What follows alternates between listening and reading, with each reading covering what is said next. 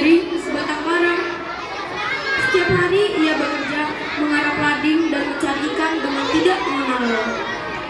Hal ini dilakukannya untuk memenuhi kebutuhannya sehari-hari. Pada suatu hari, petani tersebut pergi ke sungai di dekat tempat tinggalnya.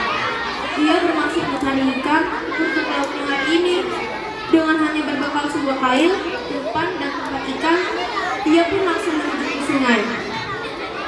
Setelah sesampainya di sungai, petani tersebut langsung melemparkan kailnya. Sambil menunggu kailnya dimakan oleh ikan, petani tersebut berdoa, "Ya Allah, semoga aku dapat ikan banyak hari ini." Beberapa saat setelah berdoa, kail yang dilemparkannya tadi nampak bergoyang-goyang. Ia segera menarik kailnya. Petani tersebut sangat senang sekali karena ikan yang didapatkannya sangat besar dan cantik. Setelah beberapa saat memandangi ikan hasil tangkapannya, petani itu sangat terkejut. Ternyata ikan yang ditangkapnya itu bisa berbicara. "Tolong, aku jangan dimakan, Pak. Biarkan aku hidup," teriak ikan itu. Tanpa banyak tanya, ikan tangkapannya itu langsung dikembalikan ke dalam air lagi. Setelah mengembalikan ikan ke dalam air, petani itu bertambah terkejut karena tiba-tiba ikan tersebut berubah menjadi seorang wanita yang sangat cantik. "Jangan takut, Pak.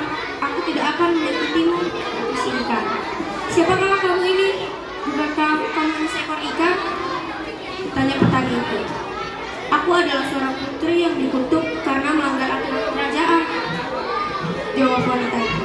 "Terima kasih engkau telah membebaskan aku dari kutukan itu, dan sebagai imbalannya aku bersedia kau jadikan istri," kata wanita itu. Petani itu setuju, maka jadilah mereka sebagai suami istri. Namun ada satu janji yang telah disepakati, yaitu mereka tidak boleh menceritakan bahwa asal usul putri dari seorang ikan. Jika janji itu dilarang, maka akan terjadinya petaka dahsyat. Setelah beberapa lama mereka menikah, akhirnya kebahagiaan petani dan istrinya bertambah karena istri petani melahirkan seorang bayi laki-laki. Anak mereka tumbuh menjadi anak yang sangat tampan dan kuat. Tetapi ada kebiasaan yang membuat heran semua orang. Anak tersebut selalu merasa lapar dan tidak pernah merasa kenyang. Semua jatah makanannya dilahap habis tanpa sisa. Hingga suatu hari anak petani tersebut mendapatkan tugas dari ibunya untuk mengantarkan makanan dan minuman ke sawah di mana ayahnya sedang bekerja. Tetapi tugas tidak dipenuhinya.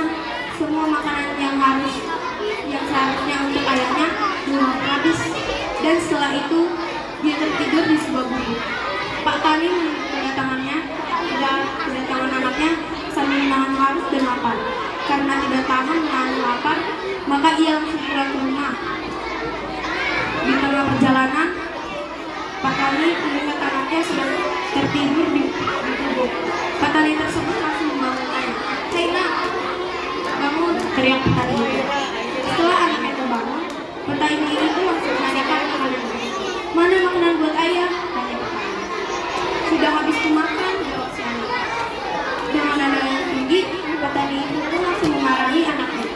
"Anak tidak tahu dimutu, tidak tahu diri, dasar anak ikan," ungkap setan, tanpa sadar telah mengucapkan kata pantang dari istrinya.